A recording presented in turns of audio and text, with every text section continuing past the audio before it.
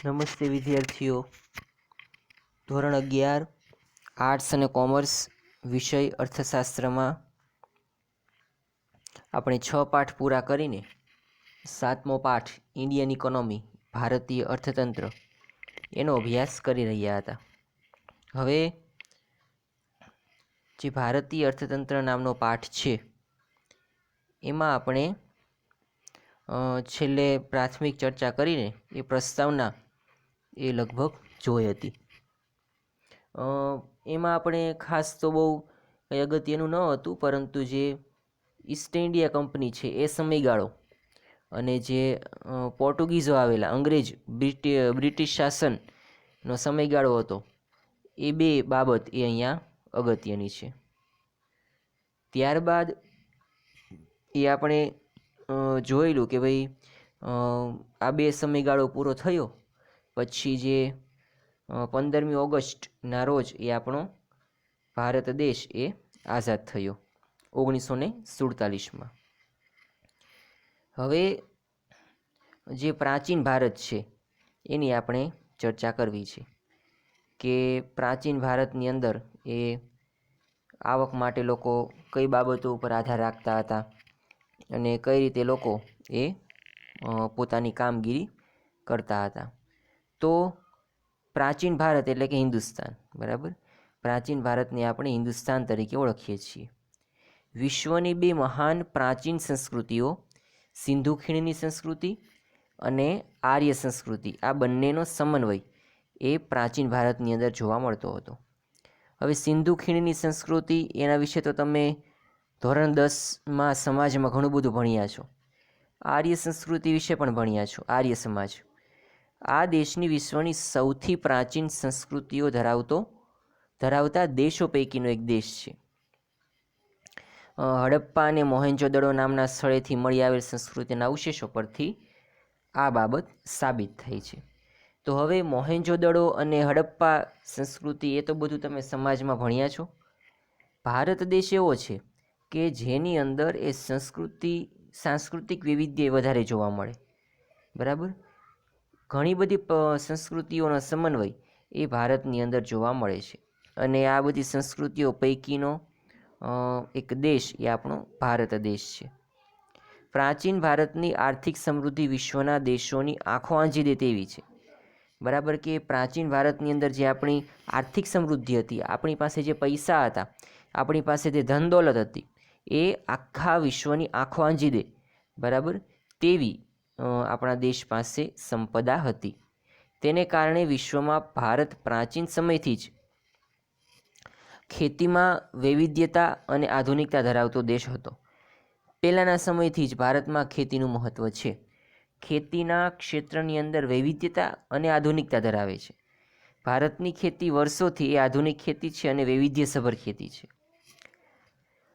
ભારતના ખેડૂતો સાહસિક અને સમૃદ્ધ હતા, બરાબર. ભારતના ખેડૂતોએ સાહસ કરવામાં વધારે માનતા હતા અને એક રીતે જોઈએ તો સમૃદ્ધ હતા. જ્યારે ભારતના ઉદ્યોગો પર કોઈ વિશિષ્ટ દૃષ્ટિકોણથી નીચા ઉતરતા ન હતા. એટલે કે આપણે એમ કહીએ કે ભારતમાં એ પહેલાંના સમયમાં ખેતીને વધારે મહત્ત્વ હતું, લોકો ખેતી ઉપર વધારે આધાર રાખતા હતા, પરંતુ તેનો કોઈ એવો અર્થ નથી કે ભારતમાં એ ઉદ્યોગો ન હતા. ઉદ્યોગો હતા એ પણ એનો દૃષ્ટિકોણ પણ બહુ નીચો ન હતો, એ પણ બહુ સારી એવી પ્રગતિ પામેલા હતા. એક સમયે ભારતમાં ઉદ્યોગોમાં વિશ્વમાં ડંકો વાગતો હતો. ભારતના ઉદ્યોગોએ સમગ્ર વિશ્વમાં એ ડંકો વગાડેલો છે. ભારત કાપડ ઉદ્યોગ, શણ ઉદ્યોગ, કોલસા ઉદ્યોગ, ગળી ઉદ્યોગ, ચા ઉદ્યોગ, કોફી ઉદ્યોગ, રબર ઉદ્યોગ એમ વિવિધ ઔદ્યોગિક ક્ષેત્રે વિકસિત હતું. આ બધા ઉદ્યોગો છે એ ભારતમાં ઘણા સમયથી ચાલ્યા આવે છે. કાપડ ઉદ્યોગની વાત કરી, બરાબર. પછી શણ ઉદ્યોગ, કોલસા ઉદ્યોગ, ગળી ઉદ્યોગ, ચા અને કોફીનો ઉદ્યોગ, રબર ઉદ્યોગ વગેરે, જેમાં ભારત સુતરાઉ કાપડના ઉત્પાદન અને નિકાસ ક્ષેત્રે અગ્રેસર હતું, બરાબર. કે ભાઈ સુતરાઉ કાપડ છે એનું ભારત ઉત્પાદન કરે અને એના ઉત્પાદનના ક્ષેત્રની અંદર તે પોતે અગ્રેસર છે. જ્યારે ત્રીજા પક્ષે ભારતનો વેપાર એ વિશ્વ પ્રસિદ્ધ પામી ચૂક્યો છે. એટલે કે ભારતમાં ખેતીની વાત કરી, ઉદ્યોગની વાત કરી અને હવે વેપાર, તો વેપારના ક્ષેત્રની અંદર પણ ભારત એ ખૂબ જ પ્રસિદ્ધિ પામી ચૂકેલ દેશ રહ્યો છે. પ્રાચીન સમયમાં વિદેશ જવા માટે ખૂબ અગવડતાઓ હોવા છતાં ભારતીય વેપારીઓ જળમાર્ગે વિશ્વના દેશોમાં ભારતના મરી મસાલા, તજ તેજાના, સુતરાઉ કાપડ, મલમલ કાપડ અને ગરમ કાપડ વગેરેનું વેચાણ અને અઢળક નાણાંનું સર્જન કરતા હતા. આ બધી બાબતો વેપાર દર્શાવે છે કે ભારત છે એ પહેલાંના સમયથી એ આ બધાનું નિકાસ પણ કરતા હતા અને નાણાં પણ કમાતા હતા. આમ સરવાળે એમ કહી શકાતું કે ભારત ખેતી, ઉદ્યોગ અને વેપાર ક્ષેત્રે વિકસિત હતો, જે આર્થિક સંપન્નતાનું પ્રતીક છે. આર્થિક રીતે ભારત એ સંપન્ન છે તેનું પ્રતીક એ આ બાબત રજૂ કરે છે. બરાબર, એટલે કે ખેતી ઉદ્યોગ, સેવા ઉદ્યોગ, બરાબર, અને આપણું જે આર્થિક પ્રવૃત્તિઓનું બીજું સેક્ટર ઉદ્યોગ ક્ષેત્ર, આ તમામનો એ અહીંયા ખૂબ જ વિકાસ થયેલો જોવા મળે. ભારતમાં પહેલાંના સમયથી જ, પ્રાચીન સમયથી જ ખેતી, ઉદ્યોગ અને વેપાર ક્ષેત્રનો, સેવા ક્ષેત્રનો એ ખૂબ જ વિકાસ થયેલો છે અને એમાં એનું નામ એ અગ્રેસર છે. હવે જે આપણે વાત કરવી છે એ છે રોજગારીનું માળખું. બરાબર, તો આ રોજગારીનું માળખું એ આપણા પ્રાચીન ભારતનો પહેલો મુદ્દો છે, જે પરીક્ષાની દ્રષ્ટિએ એ ખૂબ જ અગત્યનો છે. રોજગારીનું માળખું એટલે શું? રોજગારી એટલે કે પૈસા કમાવા. તો કોઈ પણ વ્યક્તિ એ રોજગારી માટે કોઈને કોઈ એક ક્ષેત્ર ઉપર આધાર રાખે છે. બરાબર, તો આ ક્ષેત્ર છે એને રોજગારીના ક્ષેત્ર તરીકે ઓળખવામાં આવે છે અને રોજગારીનું માળખું તેને કહેવામાં આવે છે. રોજગારીનું માળખું છે એટલે કે લોકો કઈ પ્રવૃત્તિમાંથી એ પૈસા કમાય છે.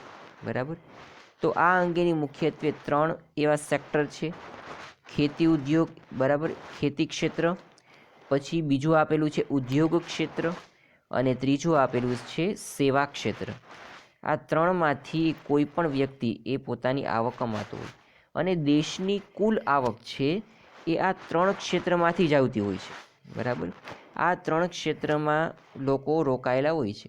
કોઈ પણ વ્યક્તિ એ ખેતી કરતા હોય, કોઈ સેવા ક્ષેત્રમાં રોકાયેલો હોય અથવા તો કોઈ ઉદ્યોગની અંદર એ રોકાયેલા હોય.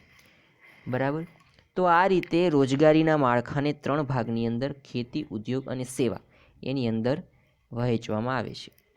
પ્રાચીન ભારત એ ખેતી પ્રધાન દેશ હતો. તેમ છતાં પ્રાચીન ભારત ખેતી ઉપરાંત ઉદ્યોગોની દ્રષ્ટિએ ખૂબ સમૃદ્ધ હતો. ભારતની મોટાભાગની વસ્તી ખેતી પર નભતી હતી અને દેશ મુખ્યત્વે ગ્રામ અર્થતંત્ર આધારિત હતો. બરાબર, એટલે કે ભારત દેશ છે એ ખેતી પ્રધાન દેશ છે, ખેતી ઉપર આધાર રાખે છે. પ્રાચીન ભારત છે ખેતી ઉપરાંત ઉદ્યોગોની દ્રષ્ટિએ પણ સમૃદ્ધ હતો. ભારતની મોટાભાગની વસ્તી છે એ ખેતી ઉપર નભતી હતી અને દેશ છે એ ગ્રામ અર્થતંત્ર આધારિત હતો. એટલે કે ભારત દેશની અંદર ગામડાઓ છે એનો ભરપૂર જથ્થો જોવા મળતો હતો, વધારે પ્રમાણમાં ગામડાઓ જોવા મળતા હતા. હવે પહેલો મુદ્દો આપેલો છે ખેતી.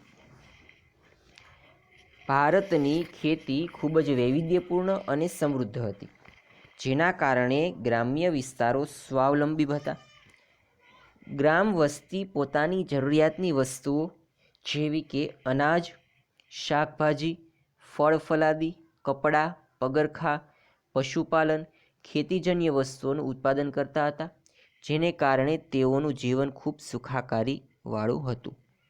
હવે જો ખેતી છે તો આપણે એમ કહીએ કે ખેતી એટલે કે ખેતી કરવી, પણ ખરેખર ખેતી ક્ષેત્રની અંદર એ માત્ર ને માત્ર એ ખેતી કરવાનો સમાવેશ નથી થતો, પરંતુ ખેતી ઉપરાંત ખેતી સાથે સંકળાયેલ અન્ય સંલગ્ન પ્રવૃત્તિઓ છે તેનો સમાવેશ પણ એની અંદર કરવામાં આવે છે.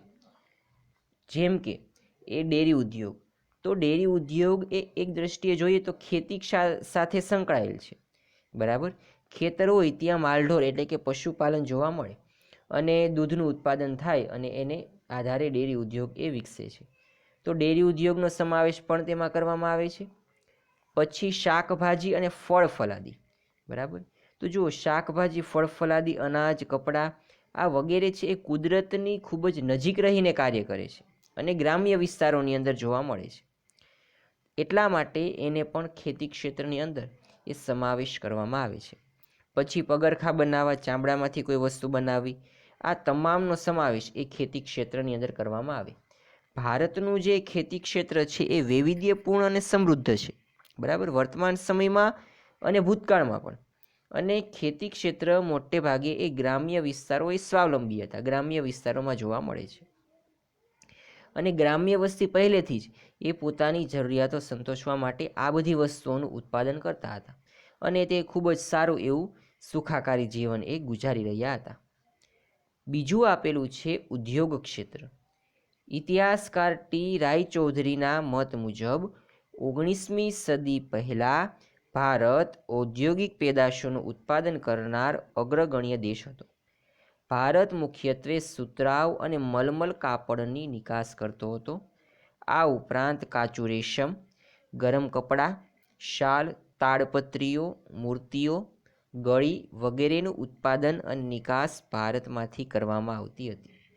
હવે ઉદ્યોગની વાત કરીએ તો ખેતી ક્ષેત્ર છે જે કુદરતની નજીક રહીને ઉત્પાદન કાર્ય કરે છે તેના કરતાં અલગ એ ઉદ્યોગ ક્ષેત્ર કે જેની અંદર કાચા માલમાંથી તૈયાર માલમાં વસ્તુનું રૂપાંતર કરીને તેને વપરાશ યોગ્ય બનાવવામાં આવે છે. તો અહીંયા ભારતમાં પણ વર્ષોથી એ આ રીતે એનું ઉત્પાદન થતું જોવા મળે છે, બરાબર.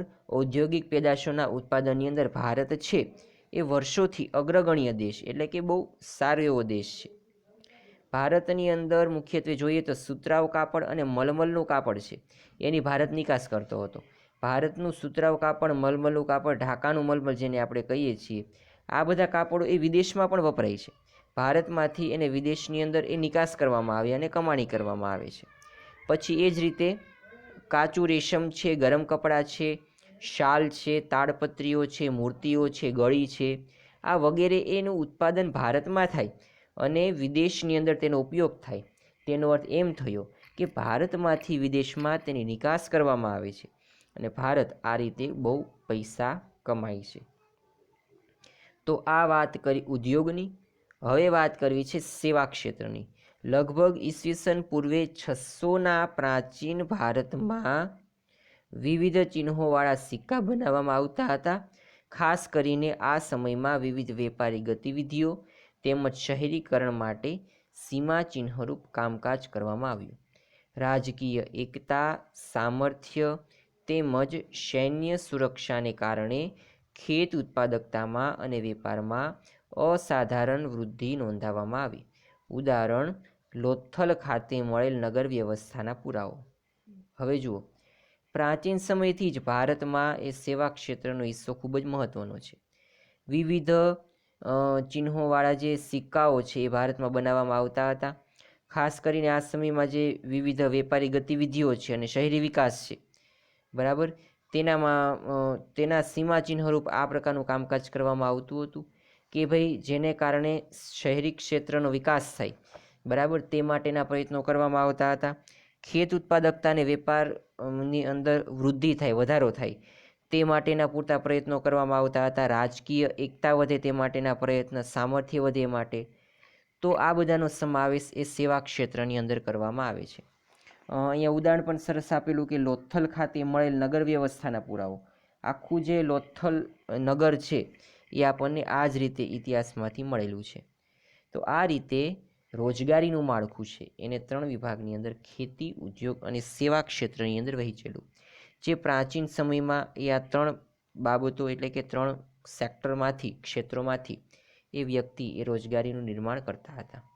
તો આની સાથે આપણું જે આ રોજગારીનું માળખું છે અહીંયા પૂરું થાય છે. આજના તમારે હોમવર્કની અંદર જે આ 7.1.1 છે એટલે કે રોજગારીનું માળખું, કે જેની અંદર 3 વિભાગો સેક્ટરનો સમાવેશ થાય છે, ખેતી, ઉદ્યોગ અને સેવા.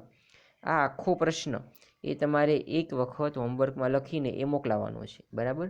ફરી એકવાર તમારે જે રોજગારીનું માળખુંવાળો પ્રશ્ન છે, ખેતી, ઉદ્યોગ અને સેવાઓ એના પેટા મુદ્દા છે, એ તમારે એક વખત લખીને હોમવર્કમાં મોકલાવવાનો છે. તો આપણે આજનો લેક્ચર અહીંયા સુધી રાખીએ છીએ અને નેક્સ્ટ લેક્ચરમાં મળીશું ત્યારે આપણે આની પછીનો મુદ્દો એટલે કે આપણી આર્થિક સમૃદ્ધિ, જેને રાષ્ટ્રીય આવક કીધું છે, એની આપણે ચર્ચા કરીશું અને ત્યારબાદ એ આપણે સ્વાતંત્ર્ય પહેલાંનું ભારતીય અર્થતંત્ર એની આપણે ચર્ચા કરીશું.